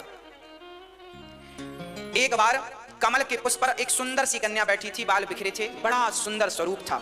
रावण गया और उस कन्या से, कुछ लोग उसे वेदवती कहते हैं, कुछ लोग उसे सत्यवती कहते हैं, उस कन्या के पास गया और रावण उसके केस पकड़ लिया और लाने लगा घसीट कर। तब उस कन्या ने अपने बल से केस छोड़ाकर रावण से कहा मूर्ख, तूने मुझ पर दृष्टि डाली है, जा, तेरे विनाश का कारण मैं ही बनूंगी। और आज के बाद यदि तूने किसी स्त्री की मर्जी के बिना उसे पकड़ा, बस उल्टी गिनती उसी दिन से शुरू हो जाएंगी। रावण चरणों में गिर पड़ा, मां क्षमा कर दो, अपराध हो गया, हम तो आपको पहचाने नहीं, आप तो जगत जननी, हाँ जगत जननी है आप। तब रावण ने माफी मांगी तो वह नारी बोली, जिस नारी को तू हरण करेगा यदि वो एक बार तेरी तरफ देख लेगी तो फिर तू अमर हो जाएगा। जिस नारी को तू उसकी मर्जी के बिना उठाकर लंका लाएगा, वो तेरी तरफ एक बार देख लेगी तो तू अमर हो जाएगा। वह नारी का श्राप रावण को याद था। और रावण जब सीता को चुरा कर लाया तो रावण रोज सीता के पास पुष्प वाटिका में सवेरे 5 बजे जाता था दर्शन करने, और क्या बोलता था, एक बार बिलोक मम ओरा, एक बार मेरी तरफ देख लो। रावण हाथ जोड़ के कहता था सीता एक बार मेरी तरफ। सीता देखती नहीं। अच्छा, रावण क्यों कहता एक बार मेरी तरफ देखो? रावण इसलिए कहता था मेरी तरफ एक बार देखो, क्योंकि वो जानता था कि यदि मेरे ऊपर एक बार इन्होंने दर्शन कर लिया, मेरी तरफ दृष्टि डाली, तो मैं इनकी दृष्टि पड़ते ही अजर अमर हो जाऊंगा। ब्रह्मा ने अमर नहीं बनाया, पर एक पतिव्रता नारी दृष्टि डाल दे तो अमर हो जाता है व्यक्ति। ये पतिव्रता नारी की महिमा है। पर सीता मां एक बार भी रावण को नहीं देखती। रावण से जब बात करती हैं तो तिनका तृण धरि ओट कहत वैदेही, सुमर अवधपति परम सनेही, सुन दसमुख खग्योत प्रकाशा, कबहु की नलिनी करी प्रकाशा। हाथ में तिनका लेकर सीता मां बात करती हैं। तिनके को देखकर रावण से बात करती थी, रावण की तरफ सीता मां ने कभी नहीं देखा। अच्छा, किसी ने कहा तिनके को क्यों लिया माने? तिनका जो था ये सीता माता का रिश्तेदार था। कौन था ये? भाई। भाई कैसे हुआ? सीता माता की उत्पत्ति कहां से हुई? पृथ्वी से। और तिनका कहां से प्रकट होता है? पृथ्वी से। सीता मां भी पृथ्वी से प्रकट हुई और तिनका भी पृथ्वी से प्रकट हुआ, तो दोनों एक ही हो गए, दोनों भाई बहन हो गए। तो रावण के यहां सीता ने तिनके का सहारा नहीं, अपने भाई का सहारा लेकर के कहा कि मूर्ख, मेरी तरफ नजर उठाकर मत देखना। अब रावण के नगर में मां नहीं मात, पिता नहीं देवा। रावण अपनी मां को नहीं मानता, ना सेवा करता, ना कोई आज्ञा मानता, ना मां को मां नहीं, मात पिता नहीं देवा। और रावण ने साधुओं को बुला रखा है, बोले झाड़ू लगाओ, पांव दबाओ, साधु सन करवा वहीं सेवा। मैया जी याद रखना, कभी भी ब्राह्मणों से और साधुओं से अपना कोई काम ना कराना। कई बार हम देखा करते हैं लोग अपनी चाय पीने के बाद गिलास रख देते हैं। क्या होता है, जब मैं छोटा था ना, जब मैं वृंदावन पढ़ने आया था, उस समय मुझे ज्यादा बोध नहीं था, आज भी कुछ नहीं है। जब मैं पढ़ने आया था तो हम पढ़ते थे, तो लोग आते थे, भक्त लोग आते थे, तो वो चाय पी के गिलास वहीं रख देते थे, फिर वो गिलास हम लोगों को धुलनी पड़ती थी। कहने का अर्थ यह है, हमें मनाही नहीं है कि हम नहीं धुलेंगे, हम तो आपकी थाली भी धुलने को तैयार हैं, हमें मनाही नहीं है, हमें दिक्कत नहीं है। पर याद रखना, जब आपकी गिलास, आपकी थाली कोई ब्राह्मण या कोई साधु साफ करता है तो वो अपना सारा पाप आपको देकर आपके सारे पुण्य वो स्वयं ले लिया करता है। इसलिए ब्राह्मणों से, साधुओं से कभी सेवा ना कराना। रावण सेवा कराता था, लिखा है, देखो ये लिखा है, मां नहीं मातु पिता नहीं देवा, साधु न सन करवा वहीं सेवा। साधुओं से सेवा करवाता था रावण। इसलिए आप कभी भी ब्राह्मणों के घर जाना तो चाय पीना, पर चाय पीने के बाद जो गिलास है, कप है, उसे आप ही साफ करना। यदि आप नहीं करेंगे तो फिर वो गुरुजी साफ करेंगे। वो ब्राह्मण साफ करेगा। ब्राह्मणों को हम श्रेष्ठ इसलिए मानते हैं क्योंकि वो वेद पुराणों का ज्ञान रखने वाले हैं। अरे ब्राह्मण ना होते तो राम भगवान के बारे में हमें कौन बताता, कृष्ण के बारे में कौन बताता? अरे भगवान का परिचय ब्राह्मण ही तो कराता है। ब्राह्मण ना होगा, याद रखना, यदि ब्राह्मण ना होगा तो भगवान का परिचय कराने वाला कोई ना होगा। आज मैं जानता हूं कि राम कौन है, कृष्ण कौन है, तो मेरे गुरु ने ही तो परिचय कराया है। नहीं मैं थोड़ी जानता था कि ये भगवान है। मैं वेद पुराणों की लिखी बात तब जानने लगा जब गुरुजनों ने बताई। तो ब्राह्मण ना हो तो ये कोई नहीं बताएगा कि ये भगवान है। अरे बिहारी जी के मंदिर में आप तब आते हैं जब बिहारी जी के बारे में आप सुनते हैं, यदि सुनेंगे नहीं तो मंदिर क्यों आएंगे? तो ब्राह्मण भगवान के बारे में बताता है कि ये जगन्नाथ जी हैं, ये बिहारी जी हैं, ये द्वारिका, इनकी शरण में जाओ कल्याण होगा। अरे जैसे केवट नाव में बिठाकर पार लगा देता है, ऐसे ब्राह्मण भगवान का नाम सुनाकर भगवान भवसागर से पार लगा देता है। इसलिए ब्राह्मण वंदनीय है, इसलिए ब्राह्मण पूजनीय है, क्योंकि वो भगवान का परिचय कराता है आपसे और हमसे। इसलिए आपको ख्याल रखना चाहिए, साधु संतों से अपना काम ना कराएं, विप्र देवताओं से हम उनकी सेवा करें। ब्राह्मणों के छोटे छोटे बच्चे भी पूजनीय होते हैं, है ना? हाँ या ना? इसलिए ब्राह्मणों का हम लोग सदा से सम्मान करते आए हैं। क्यों सम्मान करते आए हैं? इसका एक बहुत बड़ा कारण यह है, आजकल तो स्कूल बन गए। आज के 100 साल पहले हमारे भारत में स्कूल नहीं होते थे, गुरुकुल होते थे, और सारे गुरुकुल ब्राह्मण चलाते थे। ब्राह्मण ही आपके बच्चों को शिक्षाएं दिया करते थे। आपने सुना कि नहीं, भगवान श्री राम जिस विद्यालय में पढ़ते थे, जंगल में जंगल का राजा, जंगल के भीलों का राजा निषाद राज भी उसी जगह राम के साथ पढ़ता था। तब हमारे यहां शिक्षा में कोई भेद नहीं था, सारे बच्चे ब्राह्मण क्षत्रिय वैश्य शूद्र एक साथ बैठकर पढ़ा करते थे और गुरुजन उन्हें पढ़ाया करते थे। चाणक्य ब्राह्मण थे, और चाणक्य ने चंद्रगुप्त मौर्य, जिसे आज के भाषा में आज ब्राह्मण क्षत्रिय वैश्य शूद्र में चंद्रगुप्त मौर्य शूद्र वर्ण के थे। लोग कहते हैं, ब्राह्मणों पर आरोप लगाते हैं कि ब्राह्मणों ने फूट डाल दी। अरे भाई, ब्राह्मण तो भिखारी है, भीख मांगने वाला है, सुदामा जैसे हैं, का फूट डालेंगे? अरे ब्राह्मण तो चाणक्य थे, और चाणक्य ने वो चाहते तो क्षत्रिय बालक को पकड़ते, ब्राह्मण बालक को पकड़ते, वैश्य बालक को पकड़ते, पर ना पकड़ते हुए उन्होंने शूद्र को पकड़ा। वो चाहते थे, ब्राह्मण चाहता था कि शूद्र को भी वो गद्दी प्राप्त हो, वो सिंहासन प्राप्त हो, ताकि हमारे देश से ऊंच नीच का भाव समाप्त होकर सब एक में स्थापित हो जाए। इसलिए चाणक्य ने चंद्रगुप्त मौर्य को राजा बना दिया। चंद्रगुप्त मौर्य को कौन जानता था? यदि चाणक्य ना होते तो चंद्रगुप्त मौर्य को कौन जानता था?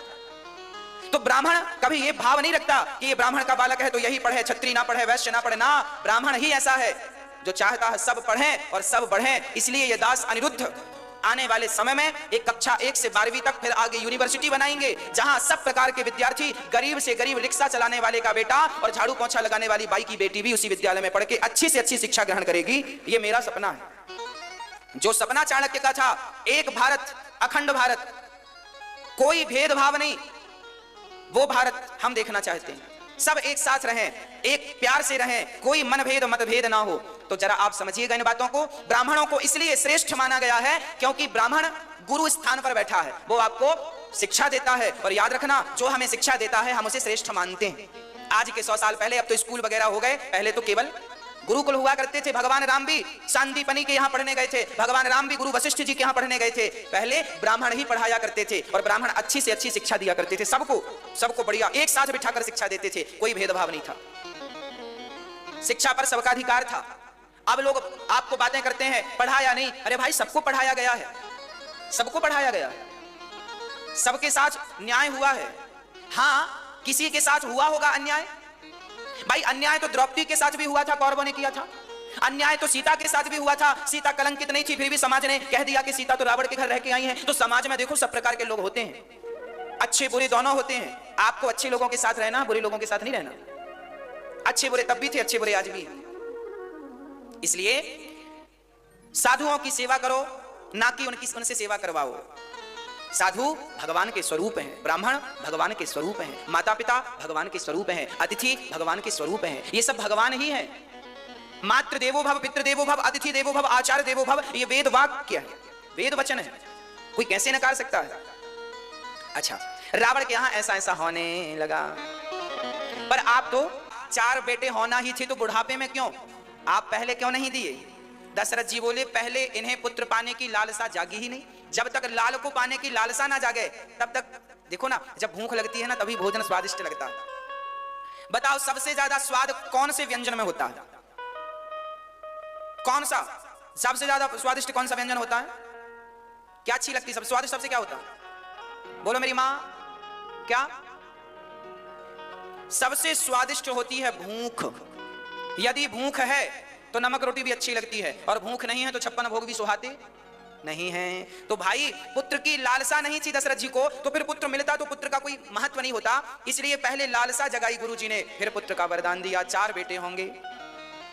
अब गुरु दशरथ जी बोले कैसे होंगे? बोले वो हमारी बात है, हम कर लेंगे, यज्ञ करेंगे आपके घर।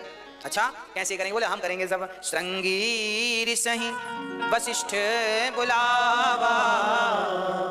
श्रृंगी ऋषि, श्रृंगी ऋषि, ये श्रृंगी ऋषि कौन थे? श्रृंगी ऋषि से ही दशरथ जी की बेटी का विवाह हुआ था। दशरथ जी की एक बेटी थी, सुमित्रा के गर्भ से पैदा हुई थी। सुमित्रा के नाम था शांता। ब्रह्म वैवर्त पुराण में यह बात स्पष्ट रूप से लिखी है। हां, शांता दशरथ जी के एक मित्र का नाम था रोमपाद। दशरथ जी के एक मित्र थे रोमपाद, उनके यहां कोई संतान नहीं थी। दशरथ जी की बिटिया हो गई तो दशरथ जी ने अपने मित्र को बेटी गोद दे दी, दान कर दी। रोमपाद ने उस बेटी का पालन किया। जब वो बेटी सयानी हुई अर्थात जवान हुई तो अचानक रोमपाद के नगर में सूखा पड़ा, पानी बरसा नहीं, बड़ा माहौल बन गया, सब लोग परेशान होने लगे। तब रोमपाद ने अपने गुरु से पूछा, गुरु जी कैसे काम बने? तब गुरु जी ने कहा कि यदि हमारे नगर में श्रृंगी ऋषि के पांव पड़ जाएं तो पानी बरस जाएगा, क्योंकि श्रृंगी ऋषि बड़े दिव्य महापुरुष हैं। ये श्रृंगी ऋषि कौन थे? श्रृंगी ऋषि विभांडक के पुत्र थे। विभांडक ऋषि थे, वो सरोवर में स्नान कर रहे थे, पास से उर्वशी निकली तो उर्वशी को देखकर बाबा जी मोहित हो गए और उनका तेज पानी में ही गिर गया। वहां पर एक मृगी पानी पी रही थी, तो महात्मा जी का वो तेज मृगी ने पीकर वो मृगी गर्भवती हो गई। उस मृगी के गर्भ से श्रृंगी ऋषि का जन्म हुआ, इसलिए श्रृंगी ऋषि के सिर पर एक सींग था, ऐसे है ना, श्रृंगी ऋषि। ये एक मृगी जंगल में अपने जब वो बच्चा देने लगी ना, तो मृगी के गर्भ से तो मृग पैदा होना चाहिए, पर मृग पैदा नहीं हुआ, तो क्या पैदा हुआ?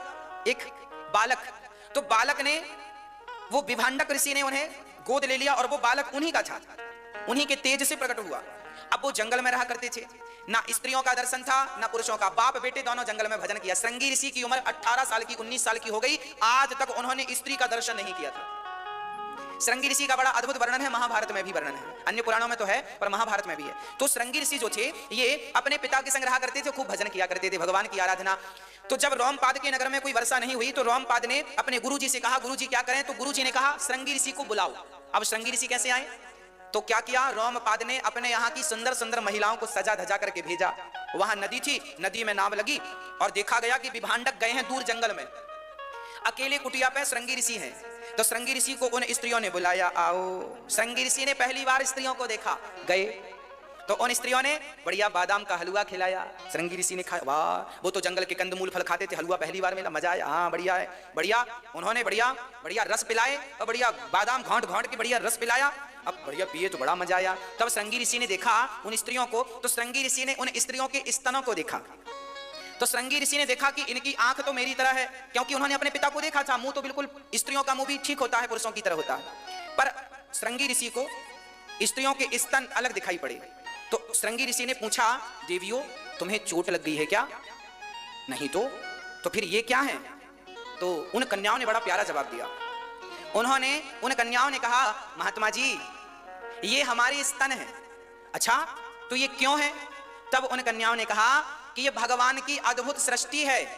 अभी हमारे बच्चे जब जन्म लेंगे ना, तो हमारे बच्चों को पीने के लिए दूध भगवान यहीं से भेजते हैं। तो बच्चा तो जब होगा तब होगा, पर दूध की व्यवस्था तो भगवान इतने वर्ष पहले से ही कर देते हैं कि ये दूध का स्थान है, बच्चे का पेट इस स्थान से पेट भरेगा। अब तो श्रृंगी ऋषि समझ गए, हे भगवान ये भगवान की व्यवस्था है। अभी बच्चा पैदा हुआ नहीं, पर स्त्रियों में वो व्यवस्थाएं अभी से परमात्मा ने चालू कर दी, कल जो होना है उसकी तैयारी आज से चालू कर दी। अब ये ऐसा समझाया श्रृंगी ऋषि को। श्रृंगी ऋषि से कहा, आप हमारे साथ चलेंगे, ऐसा ऐसा और खाने को मिलेगा। हाँ हाँ चलो। नाव में बिठा ली और वो कन्याएं लेके आ गई। और जैसे ही श्रृंगी ऋषि के चरण पड़े, अचानक बादलों ने घेर लिया और खूब रोमपाद के नगर में बारिश हुई, जय जयकार हुई। श्रृंगी ऋषि से शांता का विवाह कर दिया। दशरथ जी की बेटी रोमपाद को मिली, फिर रोमपाद की वह बेटी सयानी भई तो श्रृंगी ऋषि से विवाह किया। तब तक श्रृंगी के पिताजी आ गए, विभांडक। अब उन्होंने कहा, अरे राम राम, मेरे बेटे को बरगला करके ले गए और शादी कर ली। फिर उन्हें हाथ पांव जोड़कर शांत किया। महाराज, प्रजा मर जाती, पानी ना बरसता तो आपके पुत्र इतने तपस्वी थे, इनके चरण पड़ते, तपस्वी के चरण पड़ते ही यहां पानी की वर्षा हुई। उन्हीं श्रृंगी ऋषि को वशिष्ठ जी ने बुलाया, क्योंकि ऐसे दिव्य महापुरुष जिन्हें स्त्री का भी ज्ञान नहीं था, ऐसे महापुरुष जब यज्ञ करेंगे तब पुत्र की प्राप्ति होगी। दशरथ जी के यहां वह श्रृंगी ऋषि आए और उन्होंने बढ़िया सुंदर सा यज्ञ कराया। यज्ञ कराया और यज्ञ जब हुआ तब खीर खाई, खीर प्रकट भई। खीर लेकर यज्ञ भगवान प्रकट भये। दशरथ जी ने खीर बांटी। खीर कैसी बांटी? खीर दो लोगों को बांटी गई थी केवल। पहला हिस्सा दिया गया कौशल्या मां को और दूसरा हिस्सा दिया गया कैकेयी मां को। सुमित्रा को कुछ नहीं मिला। फिर सुमित्रा जब आई तो दीन की तरह बैठी रही, तो कौशल्या मां को दया आ गई, कैकेयी मां को भी दया आई। तो उन्होंने, अच्छा कौशल्या को लगा मैं इन्हें दे दूं, तो जिस समय कौशल्या अपनी खीर का एक हिस्सा निकाल रही थी उसी समय कैकेयी ने भी अपनी खीर का एक हिस्सा निकाला। तो एक हिस्सा कैकेयी ने दिया, एक हिस्सा उसी समय कौशल्या ने। अब दोनों के हाथ में, अब दोनों ने कहा, कौशल्या ने सोचा कि मैं देने वाली थी, कैकेयी को लगा मैं देने वाली थी, अच्छा दोनों के हाथ से निकला, चलो दोनों ही दे दो। एक हिस्सा निकला कैकेयी के हाथ से और एक हिस्सा निकला, तो जो हिस्सा कौशल्या के हाथ से गया वह हिस्सा लक्ष्मण बन के पैदा हुए तो वह राम के साथ रहे, और जो हिस्सा कैकेयी के हाथ से गया वह शत्रुघ्न बन के पैदा हुए तो वो हमेशा भरत के साथ रहे, है ना। भरत किनके पुत्र हैं? कैकेयी के। और राम किनके पुत्र हैं? कौशल्या मां के। तो जिनके हाथ से खीर गई, जिनका बेटा, देखिए परमार्थ के कारण सुमित्रा मां का कितना बड़ा योगदान है। सुमित्रा के अपने बच्चों ने, केवल एक बेटे ने भगवान की सेवा की, राम भगवान थे।